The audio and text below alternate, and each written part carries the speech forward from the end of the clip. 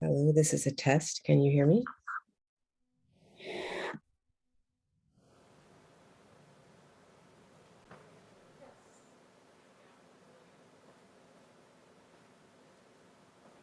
Hello, Biza. I can hear you. How you doing?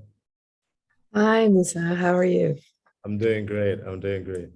Um, It's, well, it's actually awkward because one of my professor at Dartmouth College been talking to me about you. oh no, that's so funny. Victor, Yeah. Tori? No, Tom. Oh, Ambassador Williams, this is Teresa with Kellogg. You can hear us okay here, correct? yes, I can. Can you hear me?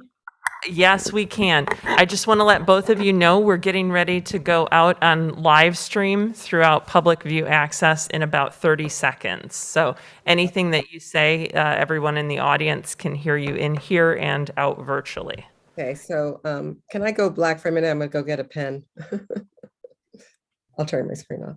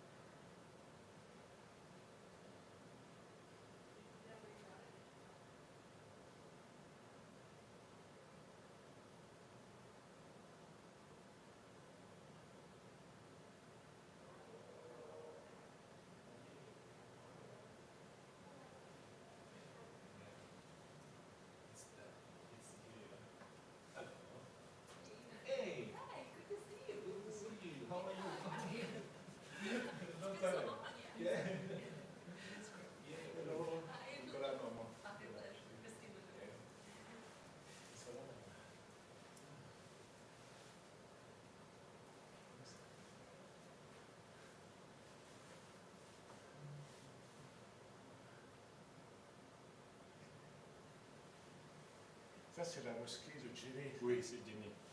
Elle a été en réalité construite par les Français. Ouais. À l'origine, les gens savent pas. À l'origine. Oui, parce que vraiment, oui, à l'origine, oui, ça a été construit dans les Français par les Français. Djenné. Hello, Djenné. Hi, how's it going? Yeah, good. I think so. Musa's already on. Uh-huh. Musa's on as well. I'll check.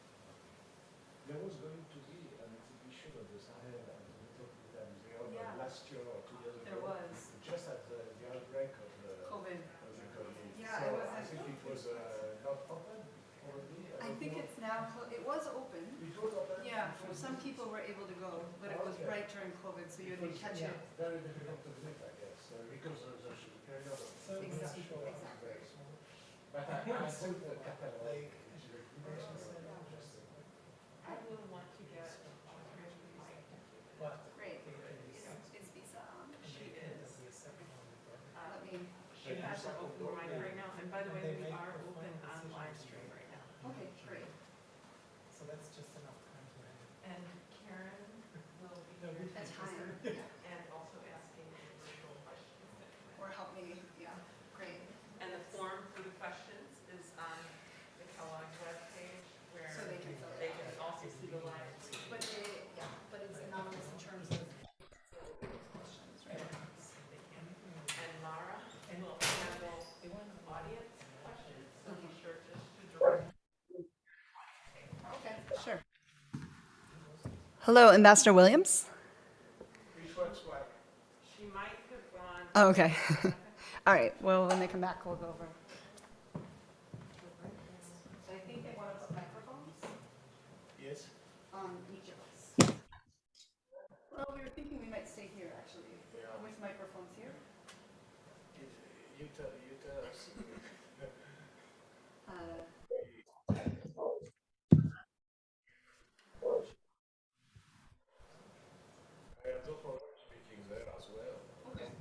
closer.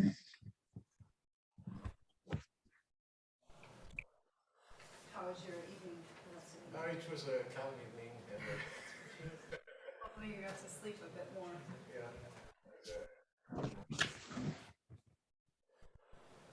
There's Master Williams. Hello. Hello, Ambassador Williams. Yes. Hi, thank you so much for joining us.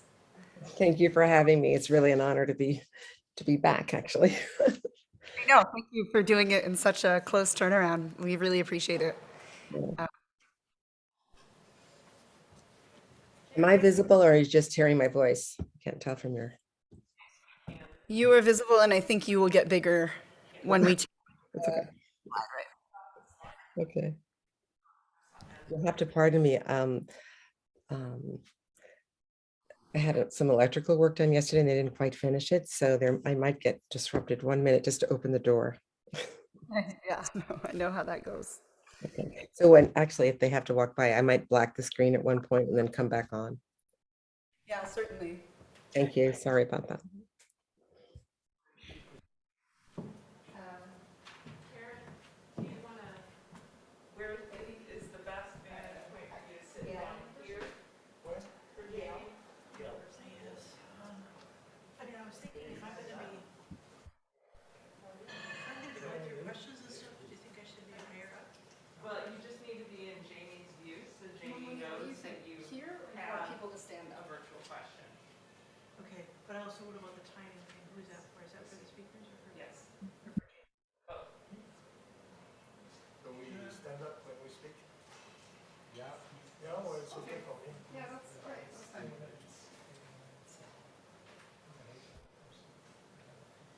So should I be like right in the middle there or something? Yeah, anywhere in the front, I think.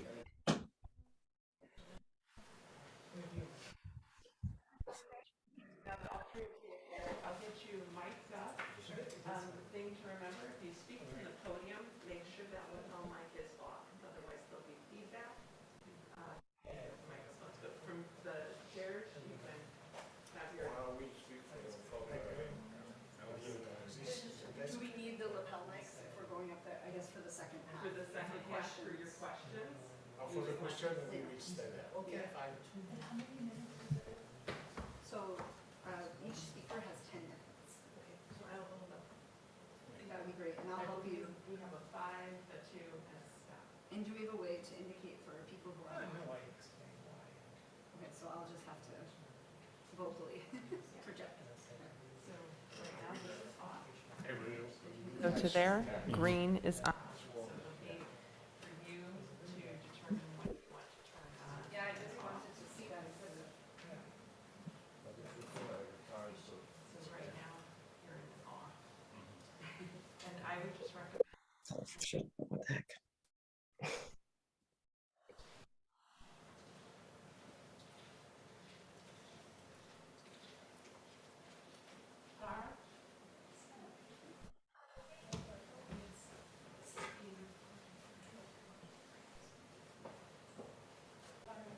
Change the clock.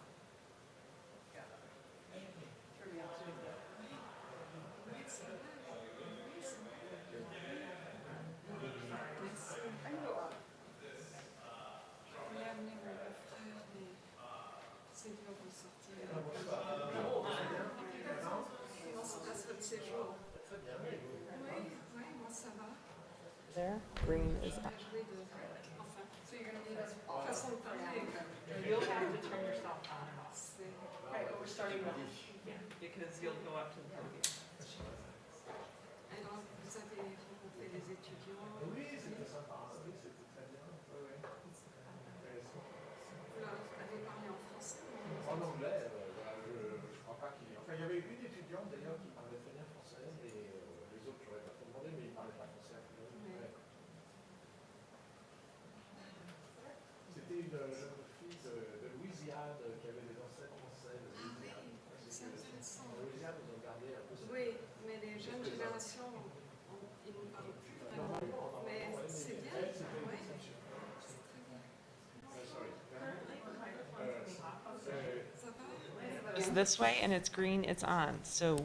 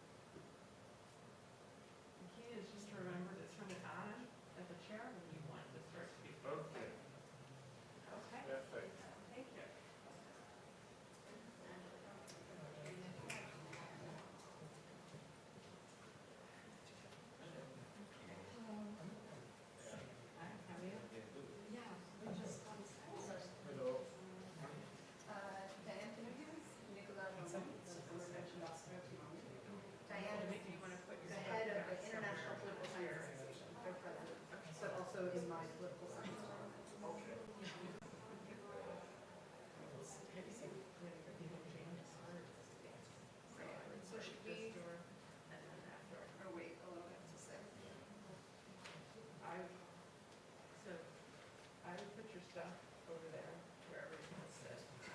Start on this side, so this is still around. Did you get your mic? Yeah. Okay, no, you're good. So we'll have to turn them, I'll try to remember to turn this on here. And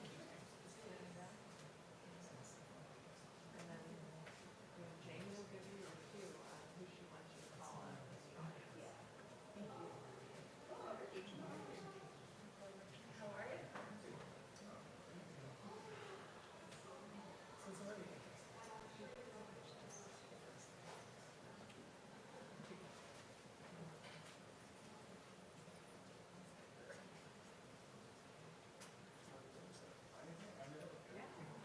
Yeah. Yes. I'm sorry, you have another rainy, cold day. So I'm not much raining, you know, Yeah. a little wet, but not really raining. Could be worse. Promising to get worse. Yeah, Later today. It's supposed to snow It's supposed to snow There was snow lately. tonight. this weekend. They're saying This there- weekend? There will be snow. There will be snow. Maybe it's Yeah. not. So okay. So it's going to get cold, much colder. Yeah. Yeah. But I remember the US, the change between the winter and the spring is quite quick. Yeah. So, Yeah, that's true. Especially I find here yeah, in the Midwest. yeah. It may happen in April or the end of April. Or, Yeah, usually you're safe by the end of April, there will be no snow. yeah. But sometimes. And then the beginning of May, it's becoming mild. The weather was hot. And it's not so hot as in Washington. In Washington, it's very hot. During the summer, yeah, and humid. It's really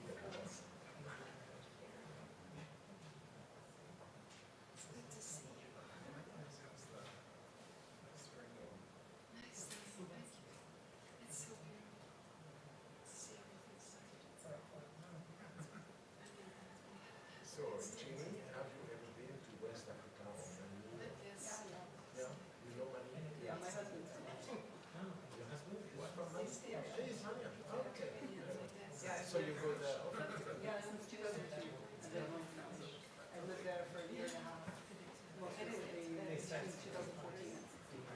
Okay. Yeah, so I do most of my research on Mali, more from a local level, Yes. grassroots. On what? Like citizens' perspectives, village. Yeah. Yeah, right now I'm working on civil society. At the time of what? Well, since 2000, so mostly Asif's second term moving forward. So I started my dissertation research in 2006, and then I've been working there since. But right now I have a project on Grant, the Tiger King. Ah, yes, a grand. Yeah, sorry, American accent. Yeah, in social capital. Yeah, okay. But now, you know, things are much changed with the Russian Fox campaign, fake news campaign, which apparently it's Malian society really influenced by Russia. Well, it's something to discuss. Russia Yeah.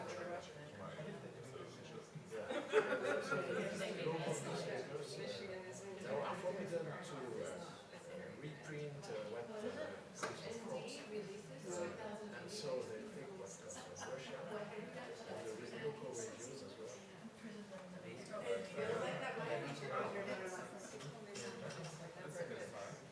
Quindi il modo parce que quand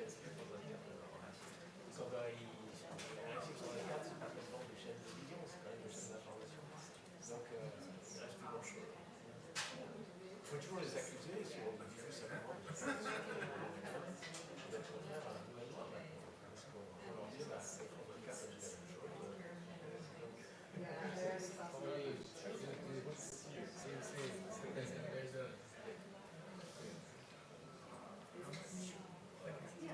Moi, je l'ai vu là, à côté de Belaka, il y avait un centre qui s'est un peu ces derniers.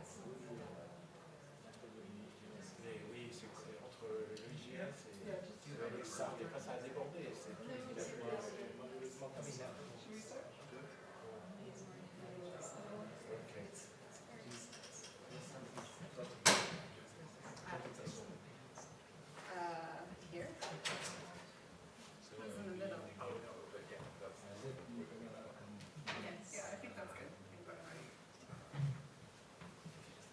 Ouais, je sais pas si tu as vu ces statistiques, j'ai trouvé ça sur Twitter.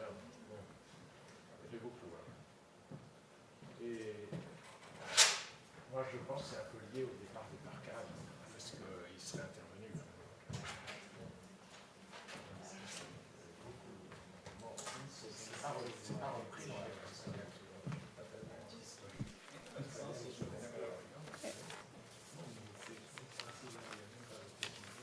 Okay.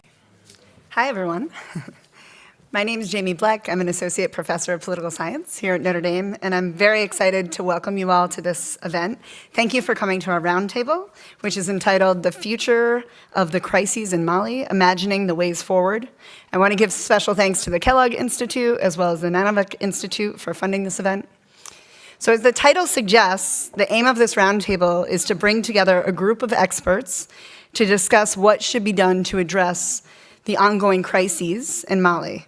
So we tried to incorporate a diversity of perspectives, and we fully expect that there will be disagreements as we move talking about the course forward. However, the hope is that this could be a productive exchange that really focuses on concrete suggestions for moving Mali towards a brighter future.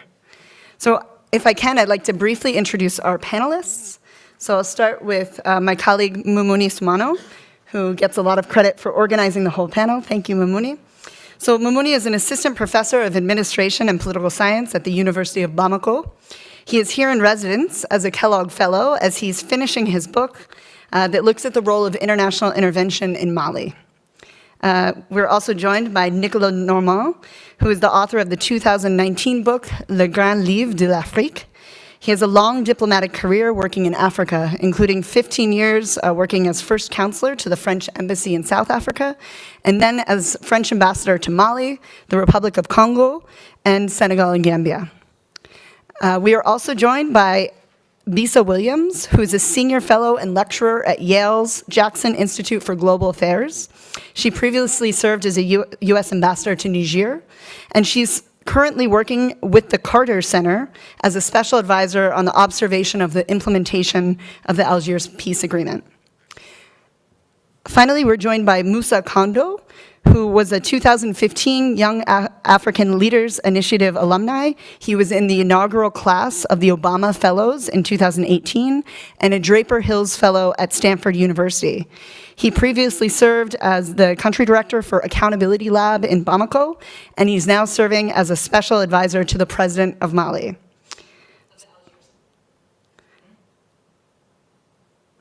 Okay. The format is as follows. So Professor Sumano is going to provide some background information about the situation in Mali, and then we'll have each panelist they prepared about 10 minutes of comments in response to the following questions. The first question is, how might we imagine a better future in Mali, and what should the way forward be? After the presentations, I'll return the floor to Professor Sumano, and then we'll open things up to Q&A, both in the audience, and I should note that if you're watching online, you can submit questions to us on the Kellogg website. So thank you so much for being here, and Professor Sumano.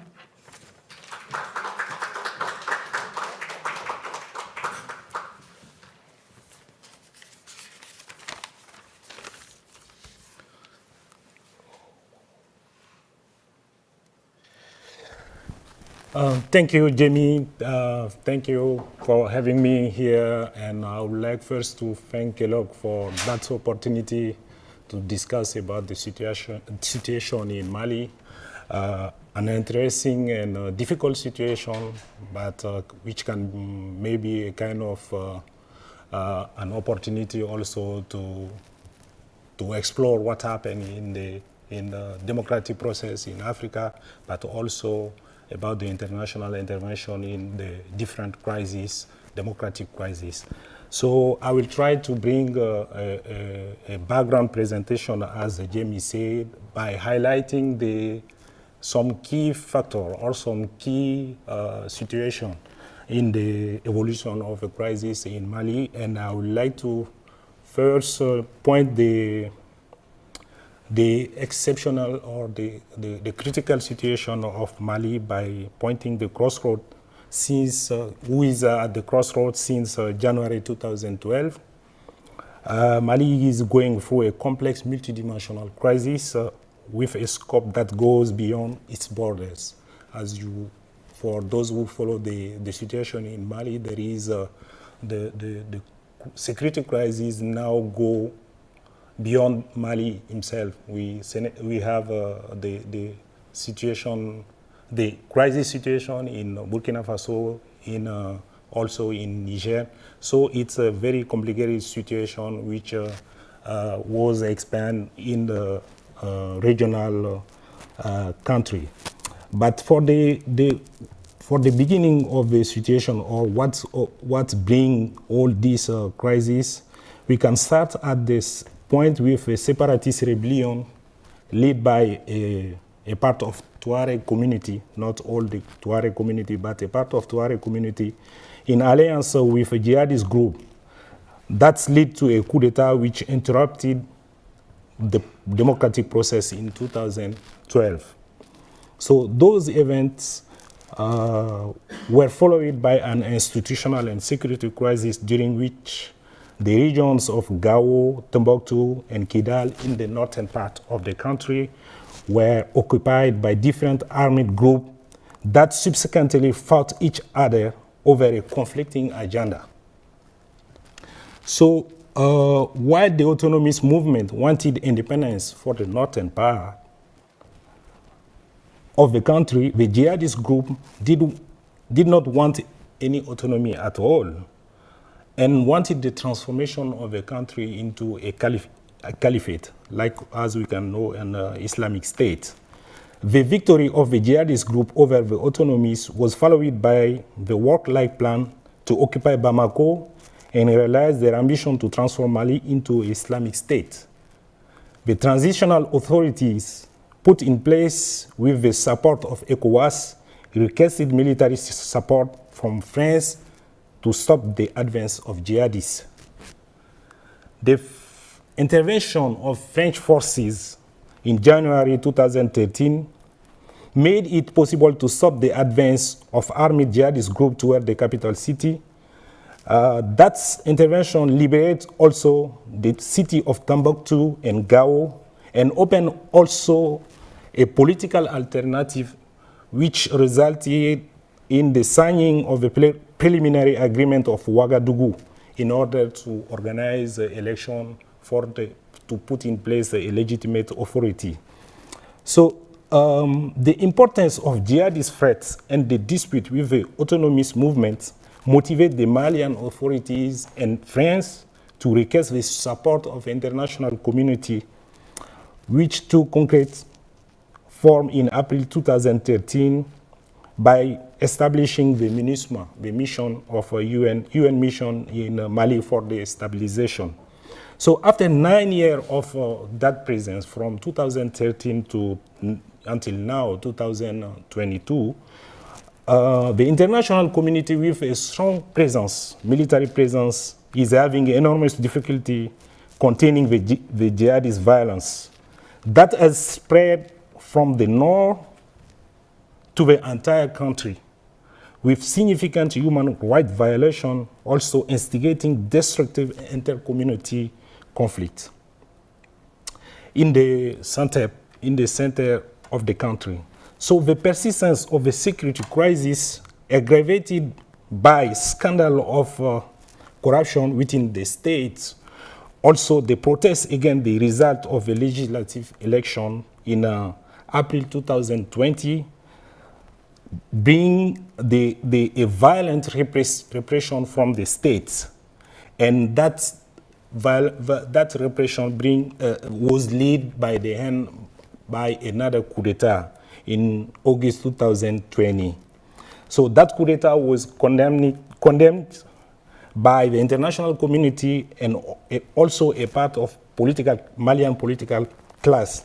The coup d'etat was supported by a large part of Malian society, making it difficult to apply the measures recommended by international community through ECOWAS. ECOWAS is a regional body, in French, CEDEAO, well known. So the political consensus reached between ECOWAS and the military to establish a civilian lead political transition remained precarious and crumbling under political pressure, leading to a new coup d'etat. So against the president of the transition. So we had 2 coups d'etat in less than 1 year because of the divergence and the dissension between international community and also between between the international community and the first authority of transition, but also between military and the authority of transition, which was implemented through the consensus between military and transition. But the main goal was for the military to have the opportunity to, how we say that, to lead the political transition. So after the second coup, the military came to the power. The chief of the military group who did the coup d'etat in 2020, in August 2020, come to the power by, how we say that, by a consensus between ECOWAS and also between the different members of, how we say that, different branch of the army, but also between a big part of military group and a big part of civil society organization. But that option was criticized by some political party which didn't agree on the fact that the military lead the transition. So since they get the power, the political will expressed by the military to take the initiative in the management of a crisis by strengthening diplomatic relations with Russia, and the political project of rebuilding Mali's democratic process is not shared until now by the international community. Particularly France and ECOWAS don't agree about the view to rebuild the democratic process. Thank you. To rebuild the democratic process, but also to lead the management of the transition. For the ECOWAS and international community, the most important thing is to organize as fast as possible in order to bring the civilian to the power. But that divergence is the reason for a certain political radicalization with the ECOWAS sanctions. The manifestation of that radicalization was the sanction took by ECOWAS against the authority of transition, but also one of the big manifestations of that divergence was the diplomatic relation with France was very deteriorated by that positioning of the leadership of the transition. So we can certainly recognize that the Malian crisis is both a security crisis and also a profound crisis of governance, the understanding and the resolution of which require the questioning of the fundamentals of the political system and then the relation with the concern of Malians on the one hand, but on the other hand, it questions the role and involvement of the international community in the resolution of crises characterized by new threats to break down peace, such as jihadism or trafficking. So I can stop there, and I leave the opportunity for my colleagues to also present. Thank you.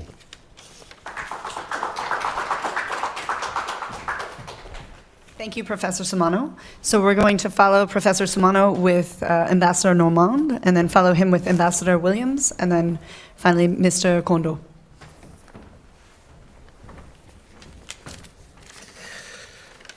Good morning, everybody. So I should try to answer the two questions. The two questions are, how might we imagine a better future for Mali? And the second question is, what should be the way forward? About the future of Mali, I wish I could be I wish I could be optimistic, but unfortunately I am not, because in my opinion, the trends are very negative. They are very gloomy. both trends coming from the current political situation and also trends arising out of structural the structure of the situation, I mean the long-term situation. With respect to the present circumstances, I have to mention a number of negative issues. First, the withdrawal of Barkan. Barkan is the French army supporting Mali to fight the jihadists. I am well aware that the appraisal of Barkan is a dispute between Mali, France, and other countries. According to the president of Niger, it was an important success, but according to many people, more especially in Mali, they are very displeased, discontent about the outcome of Barkan. I must say that anyway, Barkan has killed almost 3,000 jihadists, among them many leaders, and also Barkan was able to keep the jihadists at bay to prevent them from taking control of the towns. Remember that in 2012, two-thirds of the Mali, including the towns, were occupied by the jihadists. So anyway, the withdrawal of Barkan opens a period of risk, of a risky period. The second issue, which is also negative, is the economic situation linked to the sanctions. So far, there are the ECOWAS sanctions on Mali. They are not lifted so far, so this is also a negative issue. Third, the government of transition, we might call it also the junta because they are made up of military, is more and more isolated from a diplomatic point of view. So they are losing the support, more especially the financial support of the European Union, of France and others. I don't know about the Americans, but given that they have chosen to be supported by Russia, and Russia gives very little money, if no money at all, because everything should be paid to Russia in terms of military material, military formators or mercenaries as well. There is also a fourth issue which is negative. It's the non-implementation of the Algiers agreement with the armed groups of the north, groups which are not jihadist groups, but former separatist groups. This agreement, this accord, is not implemented, and it represents a threat of a resumption of the conflict with those groups. With respect to the structural trends, there is a demographic trend, that is to say, an increase in the population, which is more or less out of control. The population increases about 3% a year. That means the doubling of the population every 20 years. And concretely, there is a generation of young people which are jobless and which have nothing to do, which have not been educated as well. So they are an easy prey for extremist armed groups. Another bad trend is the total inefficiency of the state. It's not yet a failed state, but it's close to a failed state because there is a lack of fiscal resources, there is a lack of basic services, the army is still inefficient, and the police is also lacking very much. So this is the problem. Another bad trend is the advance of the desert. The desert is moving forward, diminishing the available land, and bringing about strife, conflicts between the cattle breeders and the farmers. So now I will try to mention what should be done to correct those tendencies, those trends, and what should be the way forward. Well, there is no magic recipe, but a number of steps could be taken, which are not really taken so far. First of all, we should try to implement the Algiers Agreement, the Algiers Accord, instead of doing almost nothing about it, because the worsening of the situation could generate more violence and could also relaunch the separatist request. Second, we should tackle, or one should tackle, the fragility, the weakness of the state. Mali cannot do it alone, so the donor community should focus its aid to increasing the capability of the state. And they don't do that so far. There is a need to broaden the fiscal taxes, to reinforce the army, the police, justice as well, to rebuild the education system. So I think the international community should be much more helpful in those areas. Third, there is a need to redeploy or to deploy or to establish public basic services on the ground in the areas which have been freed from the extremist groups by the army, either the French army or another army. This is not done so far. So when Barkan drove out terrorist groups, the Mali administration did not follow, and no one was there to provide services to the population and to administer the territory. Fourth, we have, or one has to treat the communal conflicts. There are many intra-communal conflicts between different community groups, and there is no justice. It's more or less a Far West without a sheriff, you know. So something should be done about that. Fifth, we have also to do something about the jihadists. Personally, I think there is no room, no possibility of negotiating with the leaders of the jihadists, but this could be discussed. But you know, the jihadists divide in three parts, three categories. The leaders, people who seek revenge because they have been ill-treated, and also a large number of youth, of young people who have nothing to do and who have been recruited by the jihadists. So it's easier to focus on this last group and to recruit them. The Mali government or the army should try to recruit them because the jihadists have the monopoly of recruiting those young people. So this should be halted. And also we have, there is a need to tackle the family planning and the increase of the population. It's necessary to space out the births, also to prevent premature marriages for the girls, to allow the girls to stay longer at school.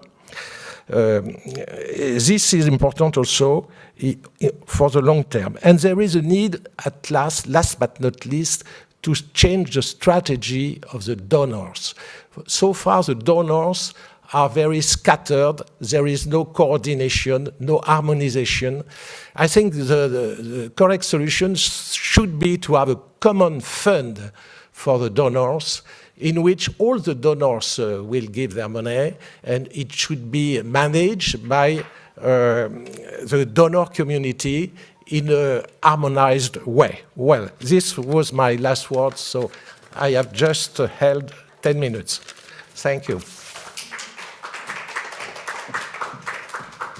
Thank you, Ambassador Normand. Exactly 10 minutes. Very impressive. I'd like to now pass the floor to Ambassador Williams. Thank you, Jamie, and good morning, good afternoon to everyone, and thank you for asking me to participate in this. I have to say I have a combination of what our two previous speakers talked about. As the leader of the Carter Center's effort as independent observer of the peace accord, we really feel that one of the most important ways forward and what to do about the current crises that you're seeing in Mali is really rooted in implementation of the peace accord. And one thing I'd like to remind, we often talk about Mali sort of in an abstract sort of way, but what we're talking about are Malians. We're talking about people, development, and the future is not just the state, it's for the people, for these communities. And if we remind ourselves consistently that we've got to address how people are living, it's not what's the future of Mali, but what's the future that Malians have to look forward to that I think will help us to come forward with concrete solutions. And I would say, as our two previous speakers mentioned, since 2012, at least, Mali has been really, the people in Mali have been really in turbulence. There has been violent conflict. There has been an upheaval in government. We've already talked about 3 different kinds of government since 2012. There has been an increase also of foreign fighters in the country. All of those things could be addressed if there were a patterned and practical approach to implementation of the peace accord. And I would like to just to point out in a couple of ways. To deal with the basic conflicts of the whether intercommunal or there has not been any more between the rebels and the government. But what there has been in this basic environment of insecurity is an inability of the national army to address the challenges to it. At the same time, since the government has not been able to move forward on DDR, disarmament, demobilization, and reintegration of the former rebel fighters, there's been neither a fortification of the national army nor an ability to protect the northern regions and now even parts of central Mali that have been so subjected to outside incursions. The government has said that it wants to move forward with DDR, and we are waiting for one meeting that will decide on how will they integrate the rebel forces into the national army. It's a political decision. It's no longer even a technical study of how many commanders, how many lieutenants, and all the rest. The delay in decision-making and the frustration of communities who feel unprotected are feeding into the general discontent and the instability there. If a common sense solution would be I'm trying to say, to take advantage of the fighters that were part of the rebels who either want to be integrated or need to go into civil services and create a national understanding of how to protect the state, that would help the country, we believe, to go forward. So DDR, addressing security in a comprehensive national way, addressing the weaknesses of government, the corruption that was addressed, the lack of representation. The people in the northern communities had asked for, and the government had agreed to, the establishment of community representatives, of regional councils, of expanding partially the number of representatives in the National Assembly.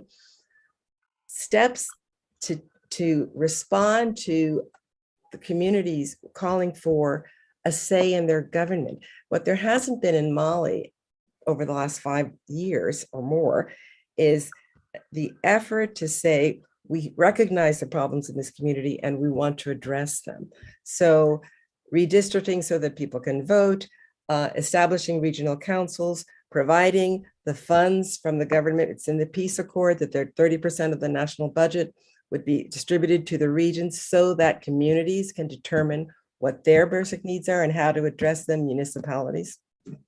Those are tenets of the accord, and they don't require a new constitution in order to be implemented. Similarly, the former French ambassador mentioned the intercommunal violence that we're seeing now. Because we are seeing the government not being able to respond to some of the either the violent extremist groups in the central Mali or incursions along the border, regions are taking security into their own hands. And so we're having, instead of a national reconciliation effort, we're having a fragmentation, an increased fragmentation in the country, and communities are taking upon themselves the responsibility to protect themselves. In the north, you have the creation of the CSP, which is the Permanent Security Framework, which the government would like to change into a different kind of a security and reconciliation framework. But what that basically is, it was an effort for communities to respond to security when the national state wasn't doing it. So a way forward would be for the political will on the government side, as well as the rebel movement leader side, to sit down and have the courage to move forward.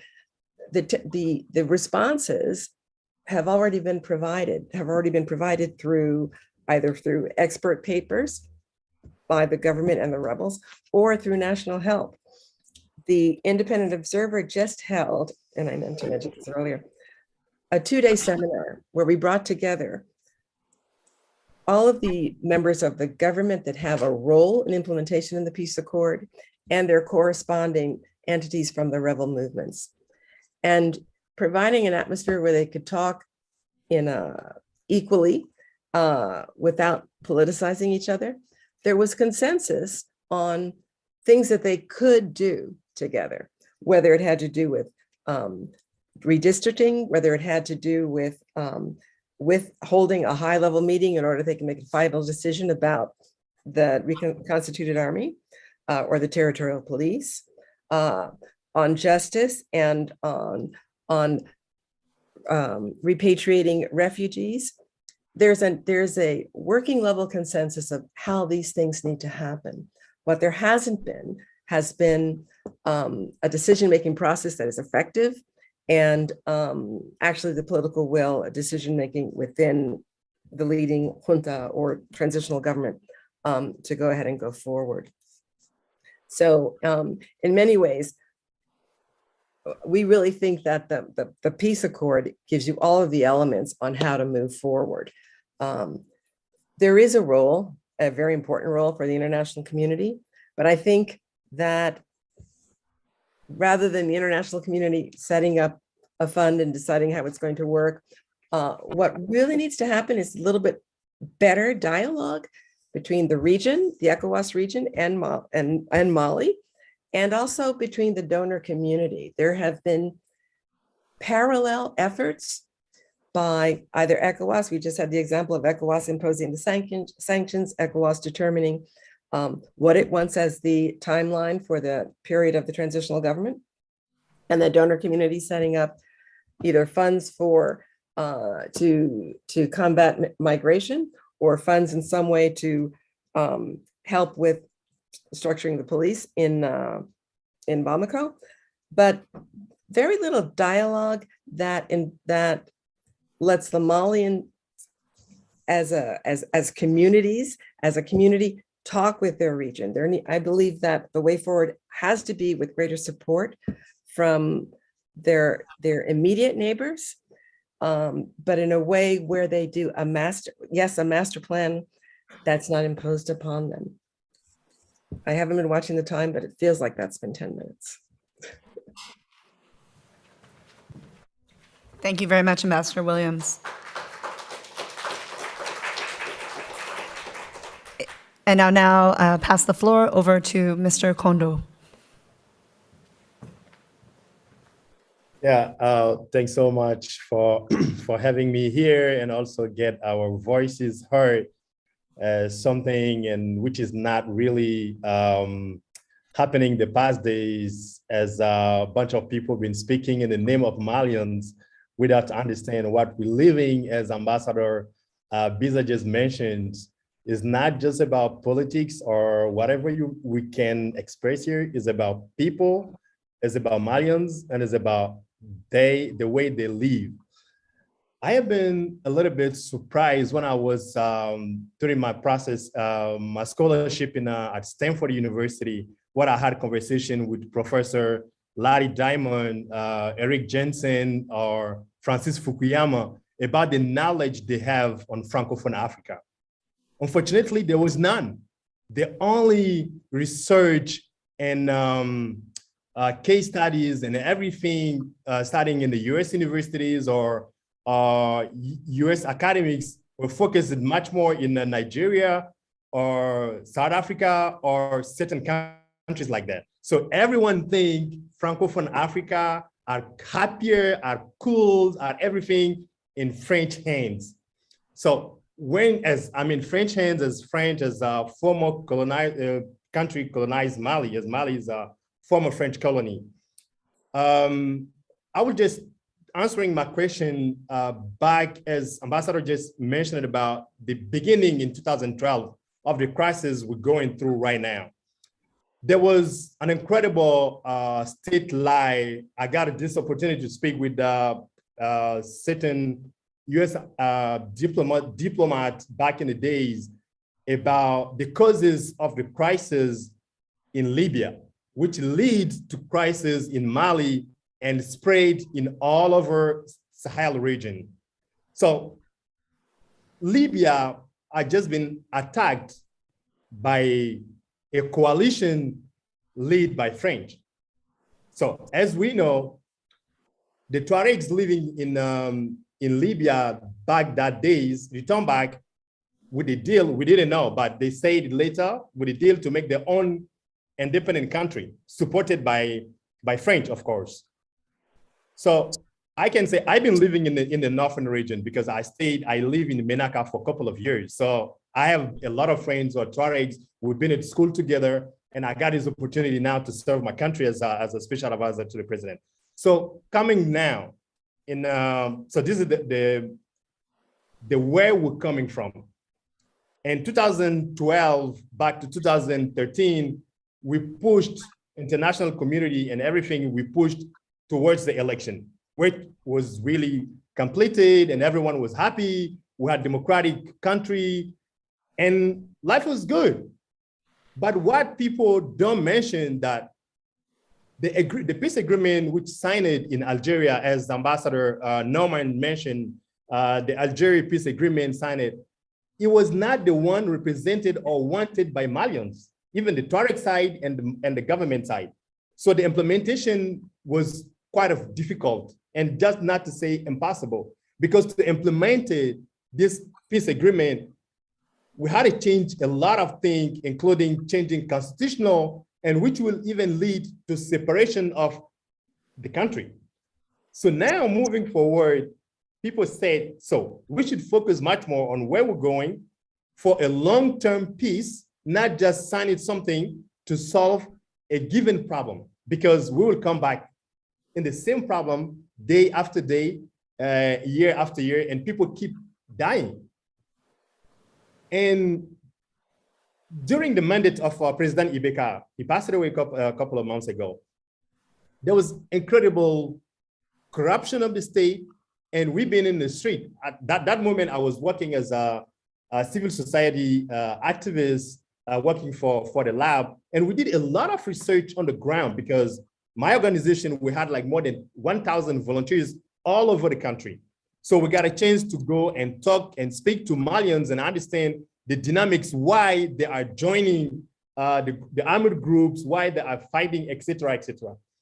So it arrives to understand the corruption, the lack of job, the lack of hope put people in this situation. And then when the protests started, it started through Professor Mumuni mentioned about the 2020 elections, legislative election, parliamentary election. I will just come back 2 years before when we had the presidential election. The presidential election in 2018 was a massive fraud, and everyone, even including international community, witnessed that through the same ECOWAS. And whatever I'm saying is, I challenge everyone to find the opposite of what I'm saying, because this is facts. We have a report from ECOWAS, even say these guys have not been elected, they have been nominated. So we've seen problems inside the system. And one of the main recommendations of ECOWAS itself said, I'm talking about 2020 again, we should not organize any single election in Mali without changing or having certain reforms in the laws and in the election text. So that's the saying. And then the military coup happened in August 2020. So, I mean, the coup happened after 6 months of protest in the street every Friday. I was among them. We asked everyone to find a non-violent solution or a democratic solution to go out of this problem, because people keep dying. I'm just seeing naming the Armed Conflict Location and Event Data Project, which is an organization based in the US, said in 3 years, more than 7,000 people have been killed in Burkina. So I'm just taking a case of Burkina, including 3,000 civilians. So if you come to Mali, you can multiply this by 4. And what hurts the most is we had like 15,000 United Nations military in the country. We have a French mission, Barkan. We have the G5 armored group. And then we have the National Malian Army. So we have like 4 armies working in the ground and incapable to solve and stop people killing, people dying. And people were killing like, I mean, hundreds.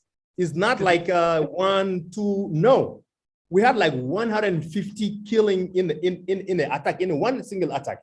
And today, when Ambassador mentioned about the withdrawal of Barkan, so I can easily say is lack of result. You've been here for 8 years with everything you said, the radars, the satellites, the drones, the helicopter, the special forces, but incapable to identify hundreds of jihadists attacking a Malian camp, Malian barrack, and killed hundreds of villagers, civilians, incapable to identify them. And now,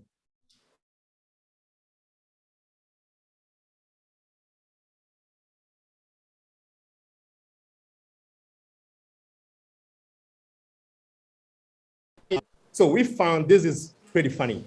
Talking about the sanctions. Jamie, I cannot see the time here, so if you can just stop me. Okay. Yeah, I think about 2 minutes. Thank you. Say? Okay. About 2 minutes to go. Okay, perfect. So the economic growth, I can say recently we just published Mali become the first cotton producer in entire Africa. And the difference you can just say from a 150,000 tons, we now like 760,000 tons and the first. And since 2 years now, we never received any budget support. So how we're moving, including the sanctions and all that. So for us, it's important to hear from Malians and to multiply the bilateral cooperation, not just having someone speaking in your name or getting you as put everything in the basket, say, okay, you don't speak about this, you don't speak about that. So now opening the floor, get people understanding, get such kind of platform so people can have open and transparent talk and conversation would help us move forward. Because without moving forward, whatever we will impose today, it would not be constructive. And in the long term, it will not solve Malian problems. Because that's what we've been telling everyone, the reforms are necessary. This happened and started before this military, this government mandate. It started before. So now when we finish this conversation. It will help move forward for better future for Malians and also the stability for the entire Sahel region. You're at time, so thank you very much, Mr. Kondo. I will now invite Professor Sumano back up to the stage, or do you prefer to sit here? Okay, so I just remind you to turn on your mic. Oh, okay. Thank you, everybody. I think, I hope people hear me. Okay, thank you for those presentation, and I think from the presentation it's important to highlight some point. What is related to what is the situation in Mali now?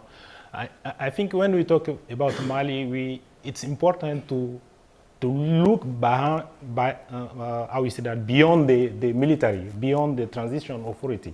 Because what happened, what we notice is the majority of the Malians are in a kind of a very connection of the military. That's a very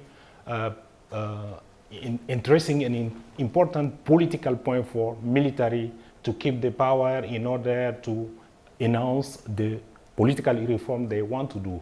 And for most of the people, maybe abroad, think that the military on the power is something which can afraid, and it's contradictory to the democratic process. But the case in Mali, I think it's very important to notice that the presence of the military is somehow justified by the fall of the political elite before the coup. And that is very important for the population. And they are not in a hurry to have the political elite which fell in the democratic management, in the democratic process. That's why there is a high level of support to the military. And taking into account that situation, I think it's very important from the international community side, to see what could be the better option in order to connect with the authority military or on the power, in order to maybe prepare a kind of exit in order to enhance the restart of the democratic process by allowing the military to support the connection with the population in order to enhance those reforms. That point is very important. But also it's important also to have a kind of opening mind about the population concerned, because the population concerned is now to keep the transition going from, as they planned to say, during 2 years. I think it's important to look with cautious that proposition in order to announce some reform, because as I said, the crisis of Mali is a security crisis, but it's also a very deep governance crisis. So the transition have the advantage to benefit to the support of the population in order to enhance those reforms. I think that point can be very interesting and can be very much looked with cautious by opening the open mind of international community in the order to find how to better announce that possibility. But it's bring a lot of question also. It's bring a question about mainly the trust on the military. People don't trust about military on the power. But in that condition, it's from my understanding, it's very important to see how to deal with the military. But the way we are doing with the military now is to put the pressure, like ECOWAS sanctioned since, how we say that, since January they took sanction, but the effect of sanction are discutable now. And it's important to adopt another approach which is different, to put pressure on the military, to be more open and to see what could be done with the military in order to restart the democratic process without going against the military will, which is very connected to the population concern. That I want to highlight, and maybe to see by the discussion to see how the international community can be or with guarantee the international community can wait for the Malian authority in order to announce the reform they want to do and to restart the democratic process. Yeah. Jamie, now- oh, yes. let me just make one comment. Please. In response to that, I would agree that excuse me, that the population Malians in general are very frustrated and have been disappointed by the political classes, by the political elite. I think that's rather clear. But at the same time, what we have seen is that civil society has not really been given its full voice, even under the two transitional governments that we've seen. Even in the implementation of the peace accord, women from the north had asked, as just one small example, if they could do their own little tour through each of the regions of Mali to explain, to talk to other mothers in Mali and other women about the importance of girls' education, the fact that they want health services, why they want the peace agreement, why they don't want any more war. And neither the international community that is supposed to be in support of the implementation of the agreement, nor the transitional government authorities agreed to let the women do this campaign. It really was not against the government and it wasn't against the rebels. It was really for Malians, for communities, so that people could see each other face to face and have conversation. So I think it is important to note that the current political classes have sort of lost their credibility, but there also needs to be room for other leaders to emerge. And it's not clear to me that the transitional authorities are granting that space and are allowing that kind of dialogue. So I think it's important to note that. Okay, Ambassador Norman or Mr. Kondo? Yeah, I can say a few words. Well, about the Libyan argument, Mr. Kondo said it was the crisis of 2012 came from the international or French-led or NATO-led intervention in Libya. I must recall that there was a destabilization process in Libya. Before that, there was the Arab Spring, there was a revolution in process in Libya when it was decided at the Security Council to have an operation, a military operation, not on the ground, only by planes, to protect the population against the regime. So the regime collapsed, but it would have collapsed, Gaddafi's regime would have collapsed anyway, I think, because no one was supporting him. So he was attacked by his own population. And also, when part of the army came from Libya to the north of Mali, they met with nobody in the north of Mali, because in accordance with the 2006 peace agreement with the rebels, the Malian army was withdrawn from the north. So the Tuaregs coming from the Libyan army were not disarmed when they came to the north. And the situation is totally different in Niger. You know, in Niger is a neighboring country, unlike Mali, neighboring to Libya, and there was no destabilization of Niger. There was a destabilization in Mali. So you have to look for causes linked to Mali itself, Mali herself. Yeah. That is for the Libyan accusation or Libyan argument. With respect to Barkan, Barkan was not able to defeat the jihadists. This is obvious. But Barkan was able to prevent Mali from being defeated by the jihadists. And Barkan provided an umbrella, a security umbrella, during 8 years, during which Mali should have stepped up, should have increased their army, the Malian army, the Malian state as well, should have implemented the peace accord, And Mali should have done something during this time. Barkan couldn't solve alone all the problems of Mali. So it was a partnership with Mali. And the partnership was not implemented on the Malian side. This is really an important fact that should be not neglected.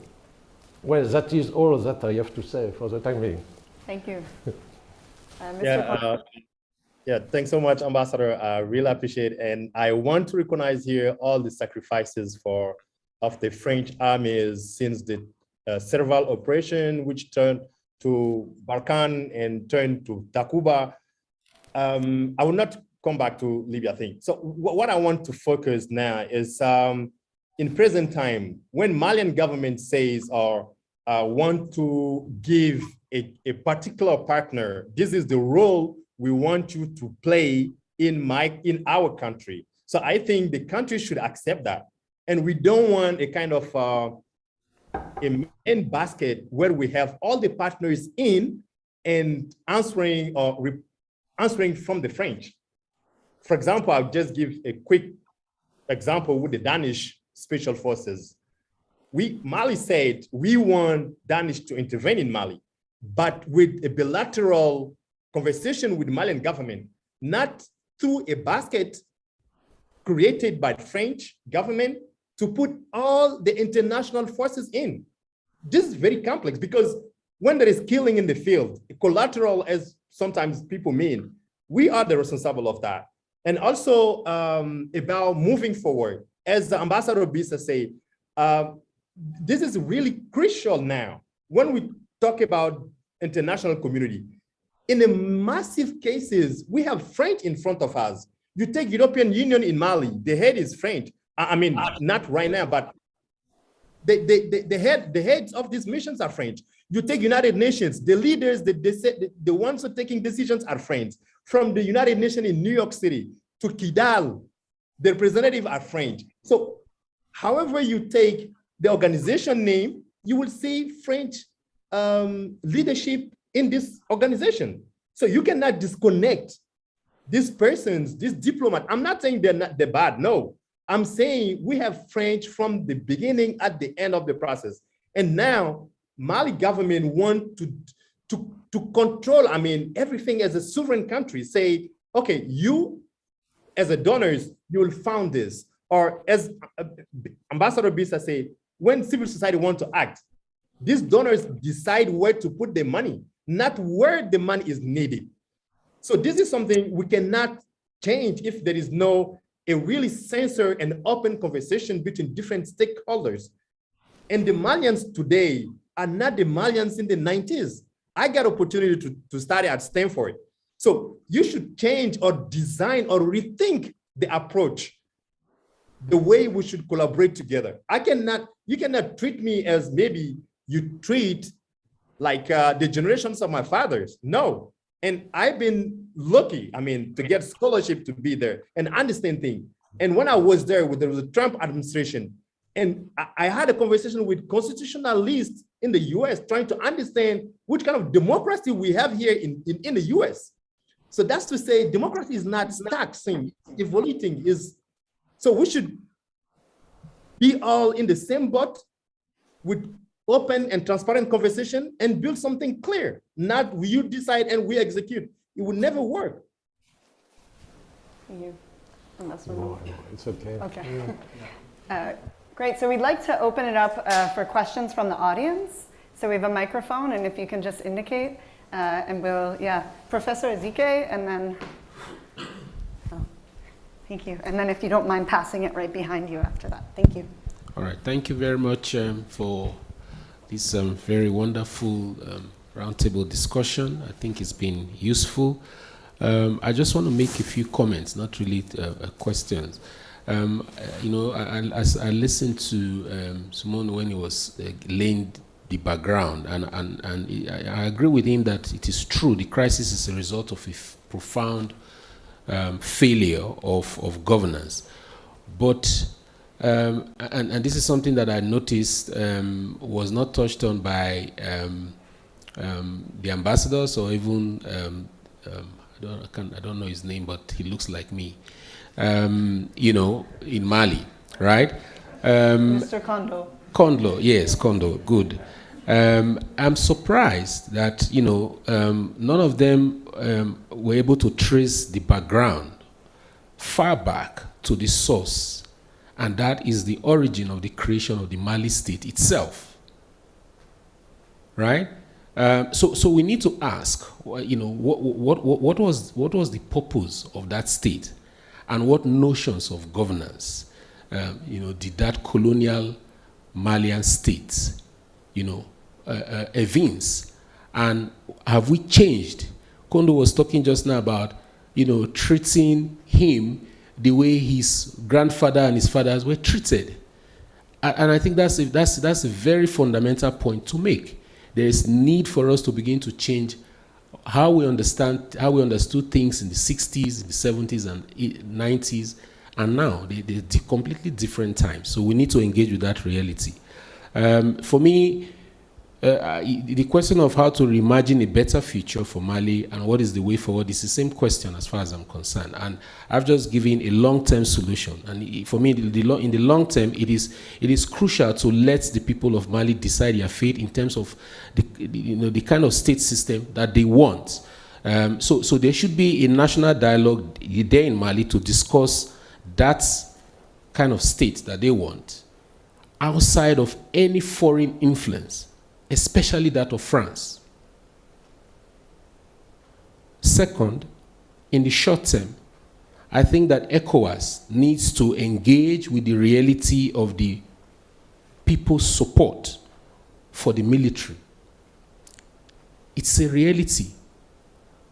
The people support the military, and there's a reason why they're supporting the military. And we cannot sit in South Bend, in New York, or in Paris, and decide for those people what is in their best interest. And this is a fundamental problem in terms of how the West generally has treated Africa and the artificial states they imposed on the continent, at independence, if at all we can even call it that. So I think that the ECOWAS, we should organize panels like this that will target the ECOWAS, leadership in the ECOWAS, to begin to also make them understand that things have changed. The pretension towards protecting democracy at the expense of sacrificing people's lives and people's rights must be rethought. So if ECOWAS is able to come to that realization, it will be easy to make them engage the military, remove sanctions, and support the military, to midwife a new political process in Mali. What Kondo is saying is that there is no use decorating the house and putting new windows, buying carpets and making it look beautiful on the inside and on the outside without dealing with the foundation of the house itself. If we are not sure that the house is well founded and is strong and will, withstand the wind, there is no amount of decoration we do. We will still come back to that foundation problem. And I think that the Malian people are very resolved right now to try and deal with that foundation in terms of, the state. Those are the comments I would make. Thank you. Great. Right here, and then Sebastian, Ali, and Ali as well. All right. Thank you very much for this opportunity to hear from this wonderful panel. My name is John Mark Tenderberg. I'm from Burkina Faso in West Africa, and this is really a great opportunity to share, because we're talking about Mali, and the problem is complex. It's not just Mali, but in 2015, Burkina Faso was even not part of the problem that we're talking about. But look at now. Recently, there was a report of the Institute for Economics of Peace. Burkina Faso is ranked number 4 in terms of countries most impacted by terrorism. That was not the case in 2015. So it's really important that we look at the problem, in a big way, as the region, and think about, how coastal countries like Ghana, Cote d'Ivoire, Benin, Togo are soon going to be part of the problem. And I think the U.S. government is probably, thinking of, projects in terms of, solving the problem in terms of prevention as well. But I want to make the point that, to comment on the French involvement in the Sahel, and say that the French right now, from what people think, is part of the problem, because right now there's anti-French sentiment in the Sahel. We all know that. And in Burkina, in few days, there's a protest from Burkina to ask the French troops to leave Burkina. I mean, Mali did that, and maybe French should be thinking of ways, new ways. Mr. Kondo talked about that, to engage people in that part of former colonies. I think also French should be part of the solution. And not only French, but all the region, all the countries like the U.S. and all, international community. That's a comment that I wanted to make. Thank you very much. Thank you. A big thanks to the panel organizers for making this event possible. My name is Sebastian Elischer. I'm a fellow here at the Kellogg Institute. I have one short question for all panel participants, and these questions now are targeting the future. I want to ask the French ambassador, so over the course of the last year, Mali and French relations have really declined. And I was wondering, what kind of future do you see for French-Malian relations? And do you think that the outcome of the upcoming French election will have any effect on what the future relationship between Mali and France might look like? I wanted to ask Ambassador Williams, now the military-led transitional government has been in power for quite some time. Since August 2020, we have March 2022. That's a year and a half. That's a considerable amount of time. From your perspective, would you say that the transitional government has made progress with regard to the implementation of the Algiers Accord, or would you say that there's been no progress at all? So how would you evaluate this, especially compared to the previous IBK government? And I wanted to ask the special advisor, so first I want to say it's really sad to hear that you feel in the United States there isn't sufficient academic engagement on Francophone Africa. Maybe Stanford is not the right university. Maybe you should consider doing your next fellowship here at Kellogg, and there is really a great variety of people who you certainly would wish to have controversial debates with. I just want to put it out there. And my question to you would be, since you are advising the government, and as an academic, I'm always very jealous of advisors because they have things to say and they have an impact. If you read, so your government has made a very clear case that you're looking for new partners, that France is only one partner, the EU is only one partner, and you found new partners. And I was wondering, you as an advisor, do those reports by the United Nations, which clearly is not a neo-colonial agency, but do these reports by the United Nations about the Wagner Group and Russia's intervention in the Central African Republic and the consequences of those interventions, do they make you nervous, and do they influence the advice that you're putting up to your government? Thank you.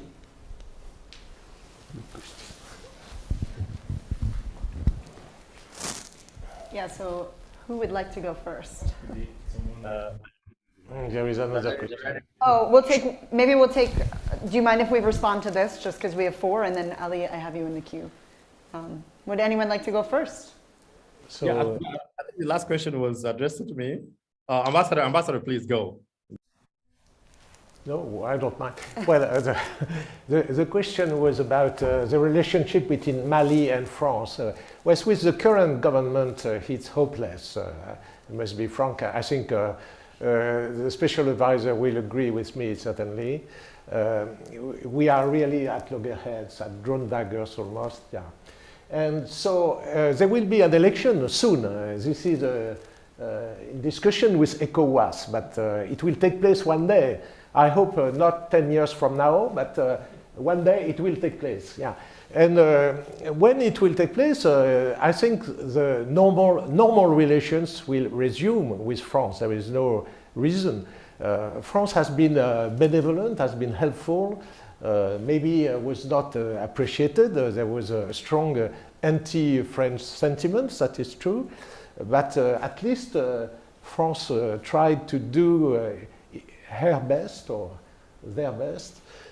It was not much appreciated, but without the French aid, probably Mali should be now an Islamic emirate looking like Daesh. It is what I think, personally. Yeah. With respect to the consequences on the French election, it will not play any role in the French election. Yeah. And anyway, it's very likely that President Macron will be re-elected also. Mr. Kondo?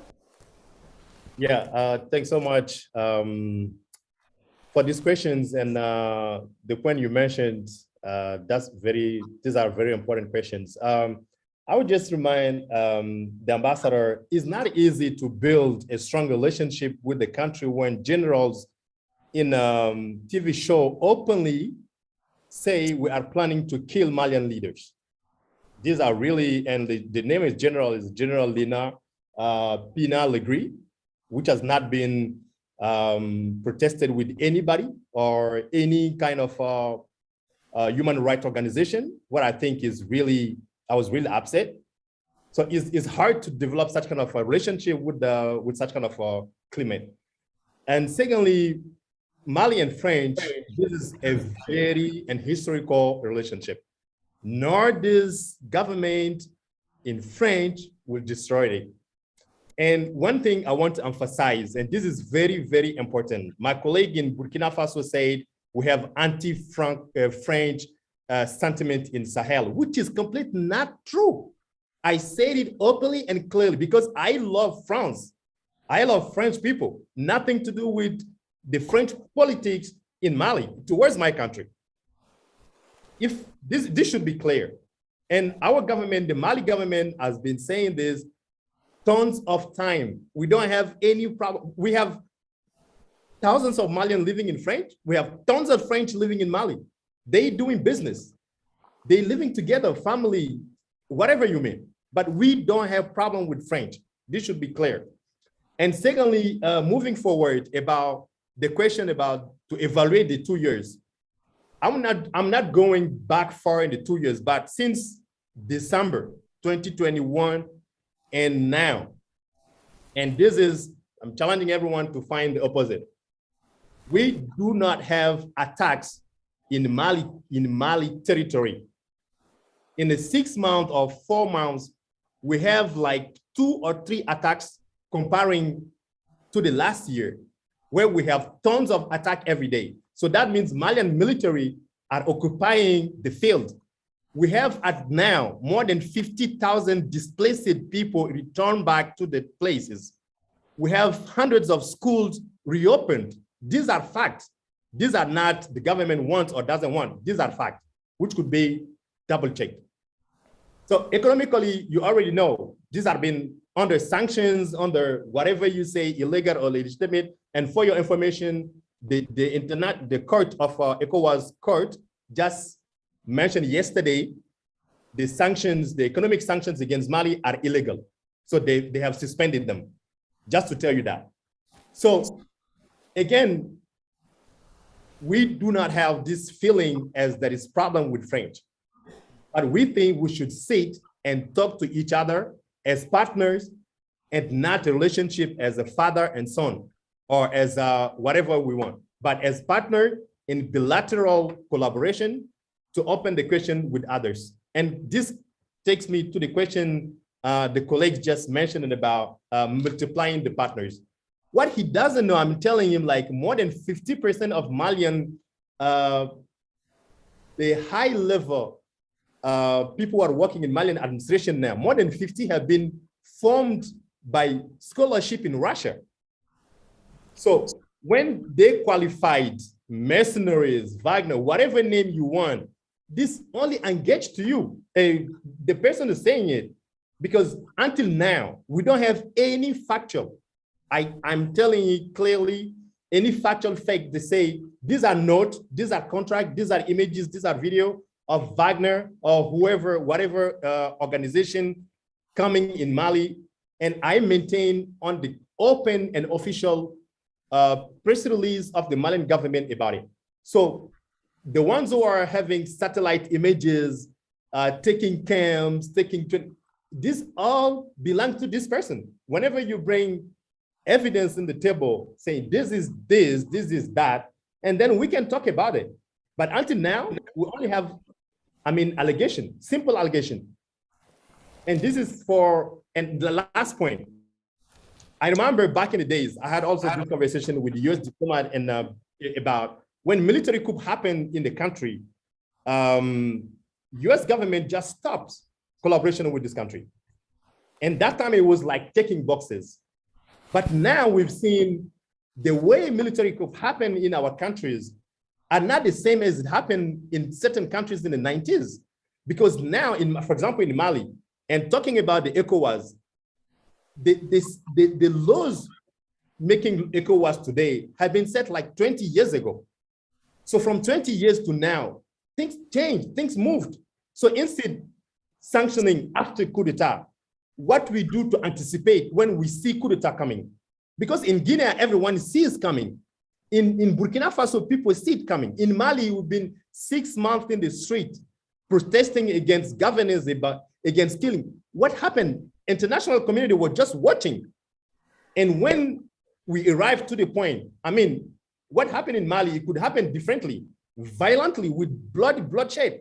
This could happen because the point was so radical, the different point was so extreme. So we are here today. So what we do to change laws so they meet people's need right now, not be in the back position, say, if this happened, this is what we do. It will never work. Thank you. Ambassador Williams. Thank you. And I apologize. I had to change my background because I'm having some work done in my house. But I do want to I think it's an important question for the person that asked, well, what is the difference between the transitional government that we've had that is in Mali now and the government of IBK, and is the accord being implemented better or worse or in the same degree? I will say this, the transitional government that's there now certainly has made much more of an effort to, for one, have its leadership go to the north, which was something that IBK's government rarely did, frankly, unless it was right around election time. But the Minister of Reconciliation has made several trips to Kidal, to Gao, to Timbuktu. I'm not sure if he's been to Menaka, but I would imagine so. But not only the Minister of Reconciliation. And I think that's important. I also think it's important that there have been more meetings between the leadership of the government. In fact, the transitional government has 4 members that were important members of the rebel movements who are now members of the national government. And they have prominent roles in the government and apparently were doing their jobs rather well. That was something also that IBK's government did not have. And I think in general, the rhetoric about the agreement from the transitional government, I must say the rhetoric is there, the pronouncements are there in the national consultation, the charter that the transitional government supported, made a specific reference very early on about the importance of the peace agreement. What's not happening, which is similar to the former government, is that once the pronouncement that the accord, that we will support the implementation of the accord, once the pronouncement is made, the follow-up activities don't come, are not as quickly seen. The IBK government, on the other hand, did a lot of preliminary things. They passed a lot of decrees.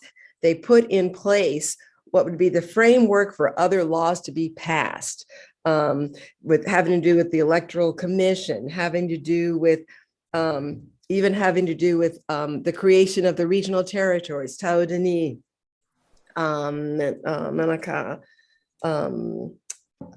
There's one other one. So they put in place. We even did an evaluation of this. They put in place the first step, but when it got to the hard part, the part that would show that the people from Bamako, the policymakers of Bamako, are willing to acknowledge and work with community representatives who will then become policymakers from the north. They never took that extra step. The IBK government actually started DDR. It took a very long time, but they started an accelerated process. It was complicated, but it got started. They then started a parallel process to recruit more soldiers into the army from the central regions. And that was, in a way, a very mixed message, because that kind of recruitment had nothing to do with the peace agreement. And it was another way of talking about rebalancing or feeding into misgivings that Northerners had, minority groups from the North, about the national government never wanting really for minorities to have a full part in the national army.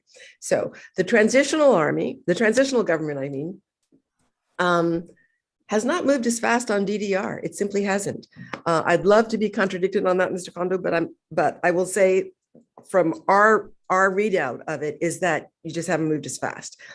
And you have the perfect opportunity to, number one, because the rebel movements and the people in the North thought that with the transitional government, because it was mostly military, you would understand what the security needs were, you would understand the caliber and the quality of the rebel movements, and you'd be able to talk soldier to soldier and get the security strategy done.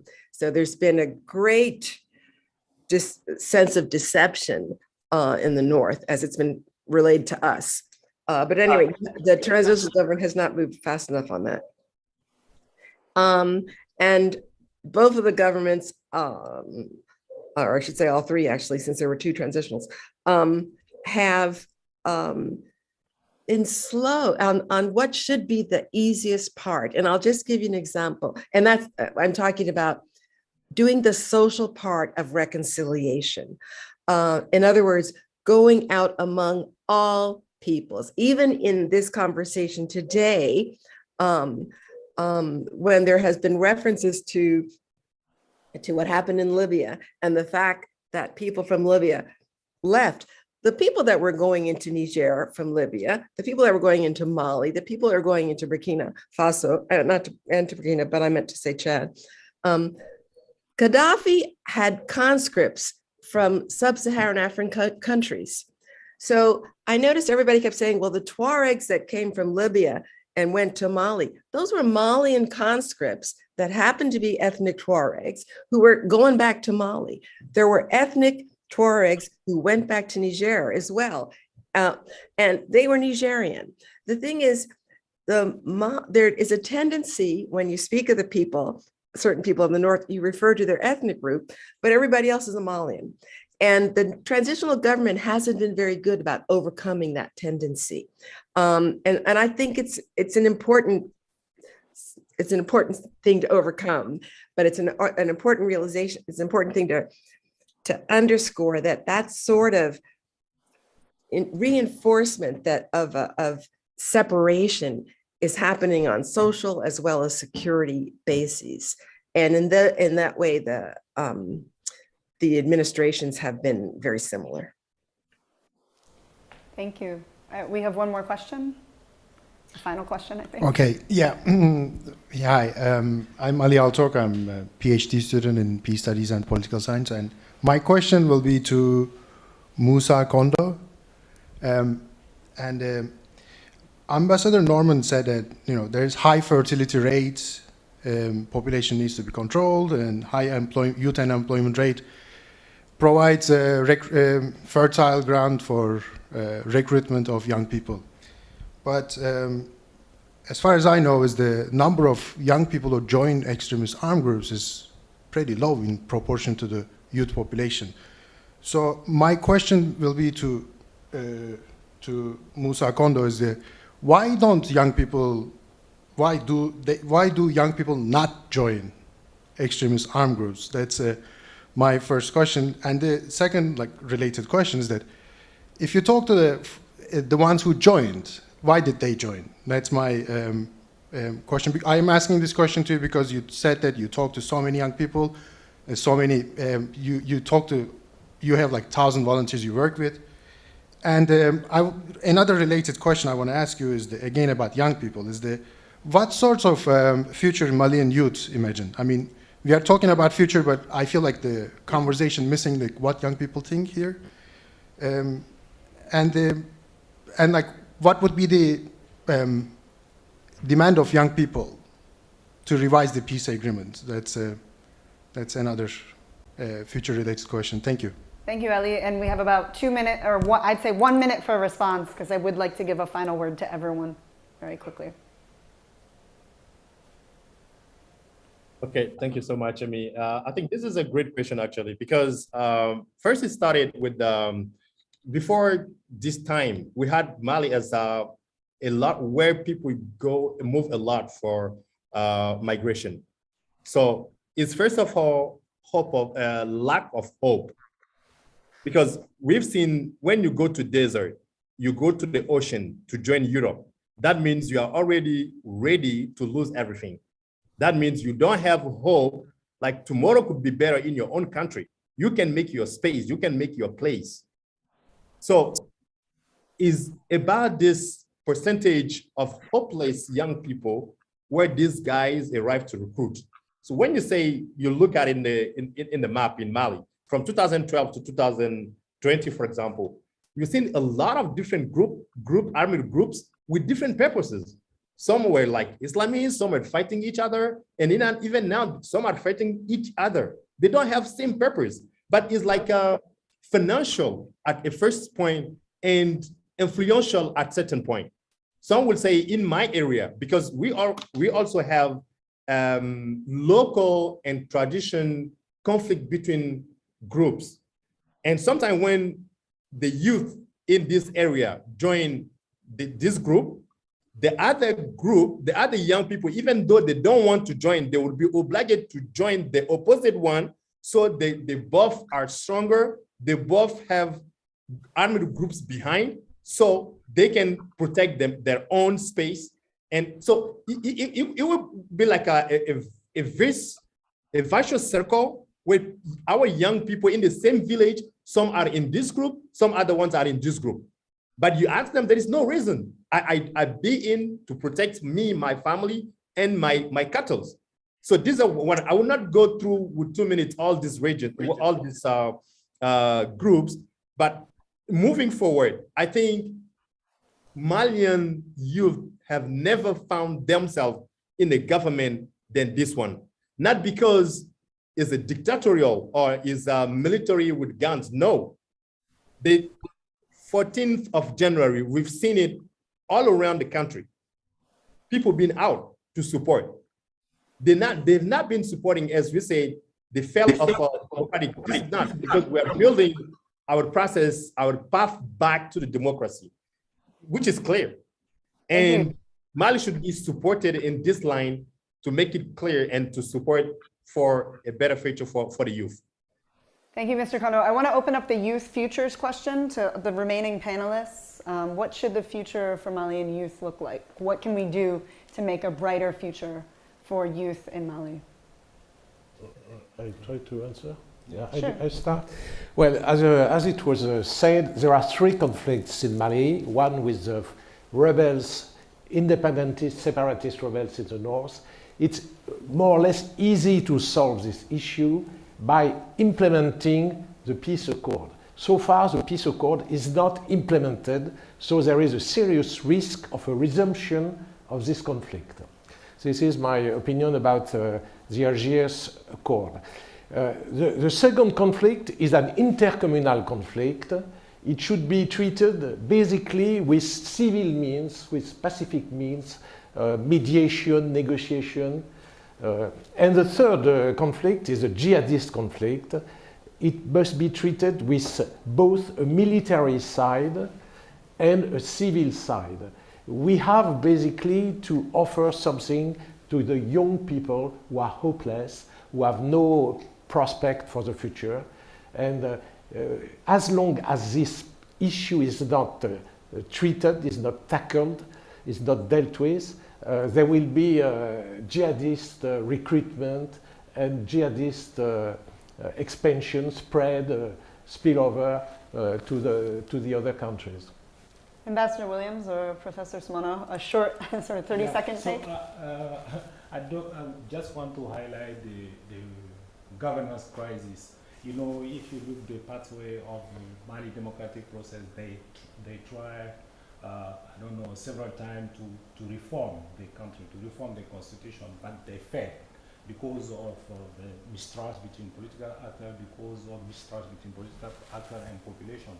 And now there is a very nice opportunity to do those reforms, because to solve the crisis, the governance crisis, it's important to do that reform. And I think the transition is a good opportunity because of the population support to do this reform in order to restart the process, democratic process on a better way, on the way more connected with the population need, because we already have a national conference, like as we call it, Assises Nationales de la Reformation, which were very participative, and the outcome of those conferences can be is very representative of the people concerned. And I think it's important to allow the transition to do the necessary reform in order to solve the governance crisis, and maybe add the opportunity with the discussion, with the support of international community also to solve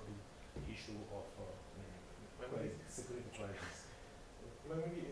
They have been in power for almost 2 years now. I have not seen any serious reform.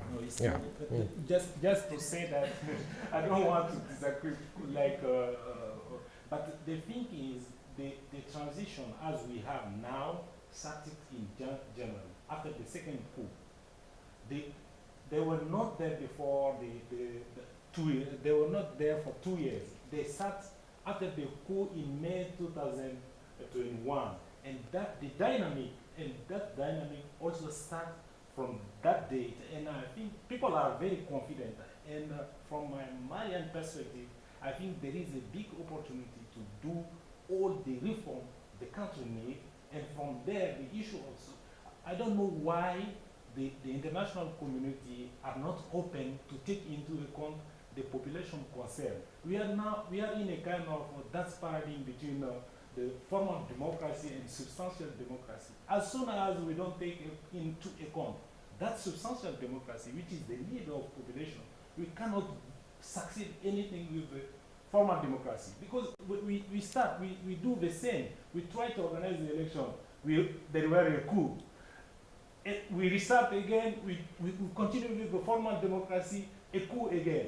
Even now, if we continue with this formal democracy, I'm sure there will be a coup again in Mali. So why don't we allow the time to the government to the transition which benefit the population support to do those reform to solve that, how we say that, the governance crisis.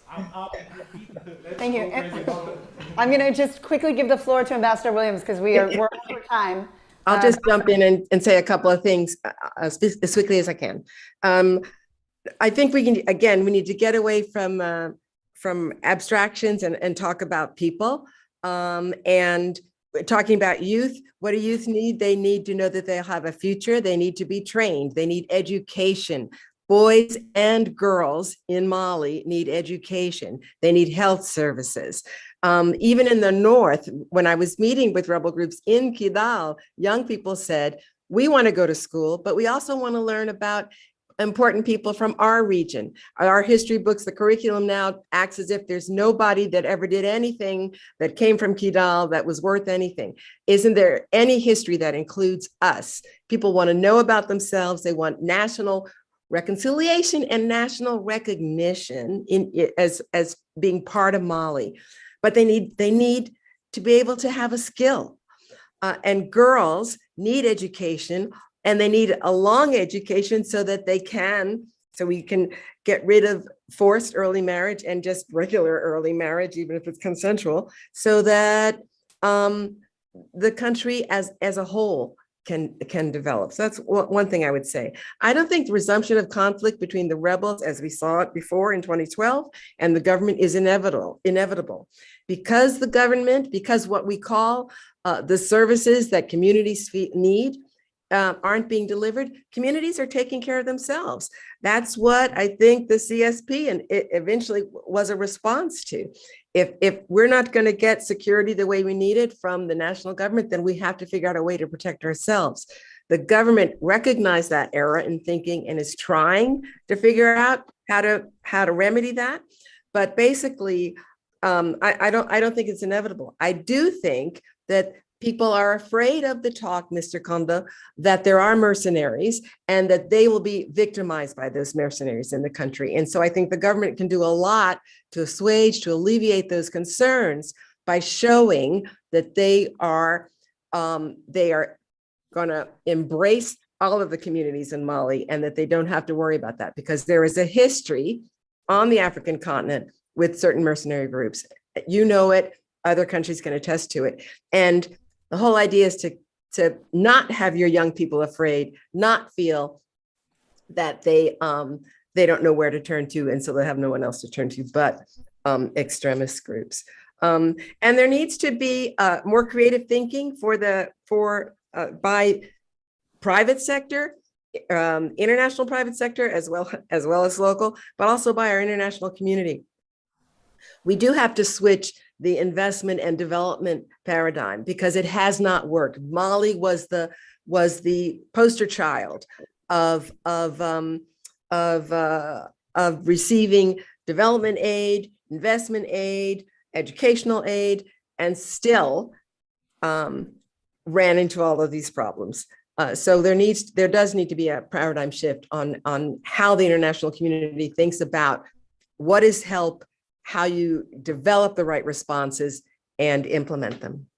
All right, well, thank you. Please join me in a round of applause for all of our panelists. I hope that this is a beginning of many discussions that will keep happening with as many actors as possible. So thank you for your time, and we'll conclude for today. Thank you. Thank you. Thank you.